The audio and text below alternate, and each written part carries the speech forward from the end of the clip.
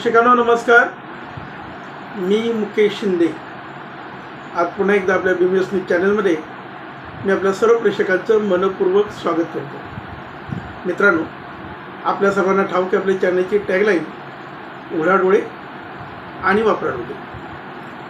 मित्रांनो, महाराष्ट्रामध्ये सामाजिक आणि सार्वजनिक जीवनामध्ये, राजकीय जीवनामध्ये एक अस्वस्थता प्रखरतेने दिसून येते, एक खतखत दिसून येते. आणि आता आपण पाहतोय पावसाळी अधिवेशन सुरू आहे. विधिमंडळाचं 3 हप्त्याचं कामकाज होत आलंय. सर्वच पक्षीय जे लोकप्रतिनिधी आहेत हे सुद्धा चिंतातूर आहेत. त्यांना त्यांच्या राजकीय महत्त्वाकांक्षा पूर्ण करायच्या आहेत. सामान्य नागरिक जे आहे, जनता जी आहे, मतदार जे आहेत ते सुद्धा चिंतातूर आहेत. अनेक प्रश्न आवासून उभे आहेत, त्याच्यावर तोडगा निघत नाही. बोलाचाच भात आणि बोलाचीच कडी अशी अवस्था निर्माण झालेली आहे. आणि कुठल्याच सार्वजनिक सामाजिक क्षेत्रामध्ये शांतता दिसत नाही, अस्वस्थता दिसते, असुरक्षितता दिसते. आणि त्यामुळे महाराष्ट्रातलं सामाजिक आणि सार्वजनिक जीवन हे कधी नव्हे एवढे अस्वस्थ झालेलं आहे. काहीतरी असं काही घडतंय ज्यातून महाराष्ट्रातलं जे सामाजिक मन आहे हे दुखावलं जातंय, अस्वस्थ निर्माण होते. समाजाचे अनेक प्रश्न आहेत, त्यावर तोडगा निघत नाही आहे. महागाई आहेच. आता कशा पद्धतीने पाऊस आल्यानंतर शेतकरी आणि शेतमजुरांचे प्रश्न आहेत, आरक्षणाचे प्रश्न आहेत, शिक्षणाचे प्रश्न आहेत, अनेक समस्या आहेत, अनेक प्रश्न आहेत. त्याची यशस्वीरित्या सोडवणूक करण्याऐवजी आपल्या महाराष्ट्रातले सर्वच लोकप्रतिनिधी आपल्याला सत्ता कशी मिळेल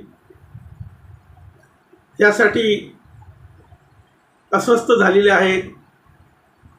त्यांच्यातला असंतोष खदखदतोय.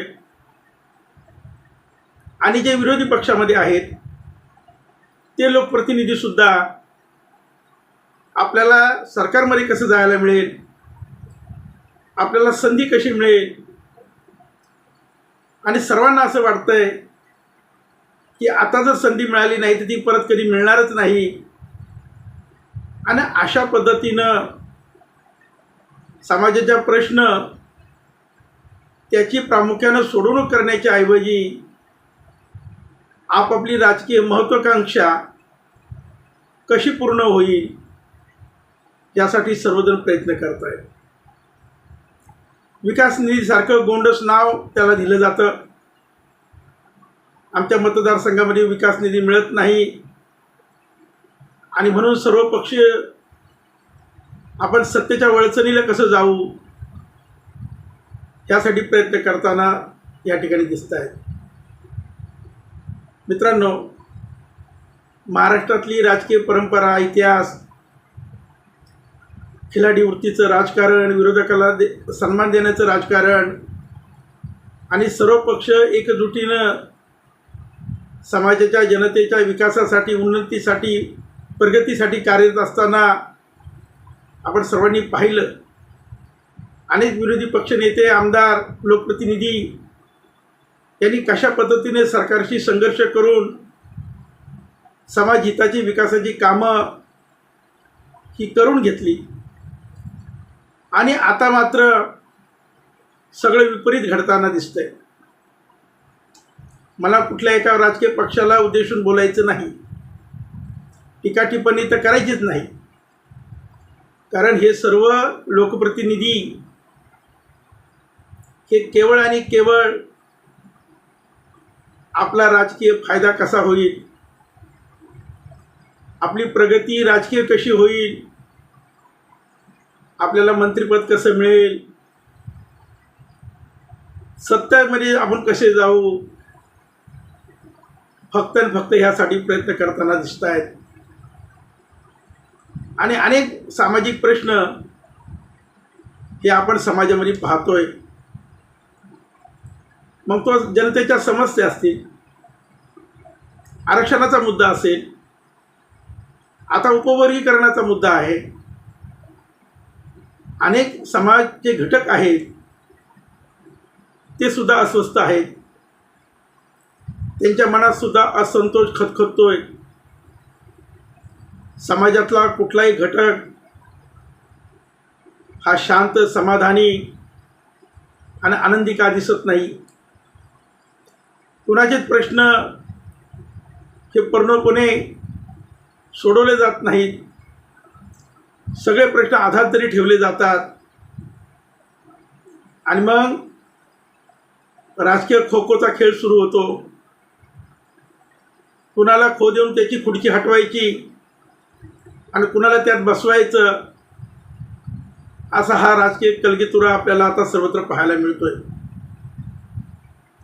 कोण कधी केव्हा कुठल्या पक्षात जाईल, कुठल्या पक्षातनं कोण कधी केव्हा कुठे जाईल, याचं जनतेला जरी काही घेणं देणं नसलं तर या राजकीय अस्वस्थतेमुळे, अस्थिरतेमुळे आपल्या महाराष्ट्राचा विकास हा कुठेतरी थांबला जातो. आणि राजकारणाच्या ह्या अस्थिर परिस्थितीमुळे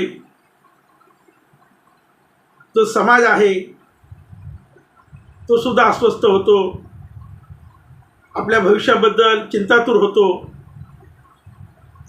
कारण राजकारण हे तुमच्या, आमच्या, प्रत्येकाच्या वैयक्तिक, सामाजिक, कौटुंबिक, सार्वजनिक जीवनामध्ये प्रभाव टाकत असते. त्यांच्या निर्णयाचा प्रभाव प्रत्येकाच्या व्यक्तिगत जीवनावर होत असतो. आणि त्यामुळे राजकारण, समाजकारण या सार्वजनिक जीवनामध्ये अत्यंत महत्त्वाचे घटक आहेत. थेट तुमचं जीवनाचं नाळ ह्या सर्व निर्णयाशी जोडलेली असते. आणि म्हणून स्थिर सरकार जरी असलं, संख्याबळ जरी असलं, तरीसुद्धा राजकीय अस्थिरता का,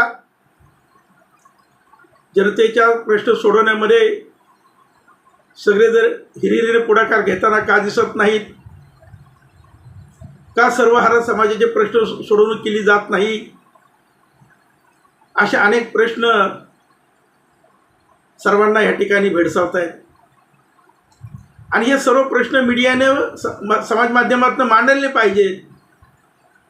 परंतु सर्वत्र मीडिया असेल, समाज माध्यमातले जे घटक असतील, हे सर्व राजकीय अस्थिरता, अस्वस्थता, मनातली खतखत ही बोलून दाखवतात. आणि असं चित्र निर्माण केलं जातं की समाजमन हे चिंतातूर होतं. म्हणून समाजाचे काय ज्वलंत प्रश्न आहेत, कुठल्या प्रकारचे प्रश्नाची सोडवणूक झालेली आहे, काय बॅकलॉग आहे, यावर मोठ्या प्रमाणामध्ये समाज माध्यमातून आणि मीडियामधून बोललं गेलं पाहिजे. मीडिया प्रश्न विचारतच नाही, मीडिया विकासाची बाजू धरून बोलतच नाही, सर्वसामान्य जनता, मतदार, नागरिक यांची बाजू कोणी मांडतच नाही. काय प्रश्न विचारायचे हे अगोदर सांगितलेलं असतं. या सगळ्या मुलाखती इव्हेंट्स मॅनेजमेंटसारख्या होत आहेत. खरं समाजमानाचं दुःख हे कोण बोलायला तयार नाही, कोणी मांडायला तयार नाही. आणि म्हणून मोठ्या प्रमाणामध्ये समाजामध्ये असंतोष खतखततोय, अस्वस्थता निर्माण झालेली आहे. आपल्या भविष्याबद्दल लोक चिंतातूर आहेत. महागाईची समस्या आहे, शिक्षणाची समस्या आहे, आरक्षणाचा मुद्दा आहे. रोजमर्राच्या आयुष्यामध्ये अनेक प्रश्न आवासून उभे आहेत. आणि हे सर्व प्रश्न आणि राज्यातलं अस्थिर असलेलं राजकारण याचा कुठंतरी समाजमनावर खोलवर परिणाम होतोय. म्हणून सर्व लोकप्रतिनिधी असतील, सर्व राजकीय पुढारी असतील, त्यांना विनंती आहे, आपण समाजमनाची ही भावना जाणून घेणार आहात का नाही? आपण आपल्या राजकीय कलगीतुऱ्यामध्ये एवढं मशगूल होणार आहात, लोकांची दुःख, यातना, समस्या, प्रश्न तुम्हाला दिसत नाही, त्याची सोडवणी करण्याची तुम्हाला गरज वाटत नाही, आणि तुम्हाला कोण बोलणारच नाही, कोणी प्रश्न करणारच नाही, असं तुम्हाला वाटतं का? मित्रांनो, मी सातत्यानं समाजमानाची भावना बोलून दाखवत असतो. शेती आणि शेतमजुराचे प्रश्न गंभीर आहेत. गेल्या 2 महिन्यापूर्वी भीषण उष्णता होती, आता भीषण पाऊस आहे, महाप्रलय सुरू आहे, काही ठिकाणी पाणीच नाही, अजून शेतकऱ्यांची नांगरणी नाही, खूप प्रश्न आहेत, विद्यार्थ्यांचे प्रश्न आहेत, पेपर फुटीचे आपण पाहिलं. आणि हे सर्व लोक राजकारण्याकडे लक्ष ठेवून आहेत की अधिवेशनामध्ये आमचे प्रश्न सुटतील, आमचे प्रश्न मार्गी लागतील, आमच्या हिताचे निर्णय होईल, त्या निर्णयामध्ये आमच्या आयुष्यामध्ये सुखाचे दिवस येतील, प्रगती आणि विकास आमचासुद्धा होईल, अशी भाबडी अवस्था ही मायबाप जनता, हे मतदार करत आहेत. मित्रांनो, उठा. प्रत्येकाने आपल्या वैयक्तिक पातळीवर बोलकं झालं पाहिजे, डोळस असलं पाहिजे, आपले हक्क आणि अधिकार संघर्ष करून मिळवले पाहिजेत. समाजातला कुठलाच घटक हा आनंदी नाही, समाधानी नाही, आणि त्यासाठी शासनानं, प्रशासनानं एकत्रितपणे येऊन ह्या सर्व प्रलंबित प्रश्नाची सोडवणूक केली पाहिजे. बोलण्यासारखं खूप आहे. तूर्त शासनाला आव्हान आहे, जनतेला आव्हान आहे, आणि विशेषतः मीडियाला आव्हान आहे की समाजाचे प्रश्न पुढे आणा, सत्ताधाऱ्यांना प्रश्न विचारा, विरोधकांना प्रश्न विचारा, आणि मायबाप जनतेचे प्रश्न ज्याला आपण बांधील आहोत त्यांच्या प्रश्नाची सोडवणूक करण्यासाठी आपण पुन्हा एकदा सर्वांनी कटिबद्ध व्हा, अशाच पद्धतीचं विनम्र आवाहन करतो. मित्रांनो, माझं चॅनल सबस्क्राईब केलं नसेल तर अशाच पद्धतीची लोकभावना, जनतेची भावना, जनतेची समस्या, जनतेची बाजू ही मी माझ्या चॅनलच्या माध्यमातून मांडत असतो. आपण माझं चॅनल सबस्क्राईब केलं नसेल तर सबस्क्राईब करून शेअर करा, अशी विनंती करून तुमचं ह्या ठिकाणी थांबतो. जय महाराष्ट्र.